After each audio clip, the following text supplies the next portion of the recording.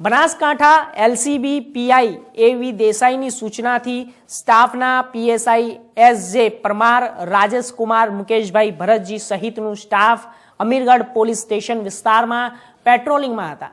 તે સમય દરમિયાન અમીરગઢથી પાલનપુર આવતા હાઈવે રોડ ઉપર એક હોટલ નજીક નાકાબંધી દરમિયાન ટ્રેલર ગાડીના નજીકના કબજાના ટ્રેલરને રોકાવી ચકાસણી કરતા વિદેશી દારૂની બોટલ કુલ કિંમત ₹95,027 અને 640 મળી આવ્યો હતો, જ્યારે મોબાઈલ ટ્રેલર મળીને કુલ ₹1,18,37,640નો મુદ્દામાલ કબજે કરીને અટકાયત કરીને દારૂનો જથ્થો ભરાવનાર તેમજ એક ગાડી નંબર સામે ગુનો નોંધી કાયદેસરની કાર્યવાહી હાથ ધરવામાં આવી છે।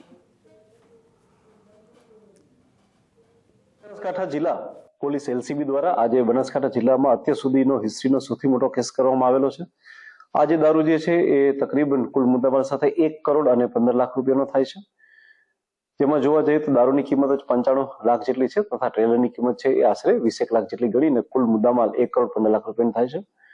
હું આપ લોકોને જણાવું કે ગુજરાતમાં દારૂ ઘુસાડવા માટે જે અવનવા પેતરાઓ રચી અને બુટલેગરો દ્વારા દારૂ ઘુસાડવામાં આવે છે એમાંના એક પેતરા રૂપે કે જેમાં સિમેન્ટનું બંકર જેવું બનાવેલું જે બંધ બોડીનું જે ટ્રેલર હોય છે તેના મારફતે ગુજરાતમાં દારૂ ઘુસાડવામાં આવી રહ્યો હતો। હાલમાં પોલીસે એક આરોપીની અટક કરેલી છે। જે આરોપીની અટક કરેલી છે એ છે સવાઈરામ જયરામ તારારામ જાટ કે જે બાડમેરનો છે, તેની પોલીસ દ્વારા અટક કરેલી છે। તથા આટલો મોટો ગુજરાતમાં જથ્થો જે મોકલનાર છે એ અનિલ પંડ્યા કરીને એક ખૂબ મોટો બુટલેગર છે કે જે રાજસ્થાનનો છે। પોલીસ દ્વારા તેનું પણ નામ ઓપન કરવામાં આવેલું છે।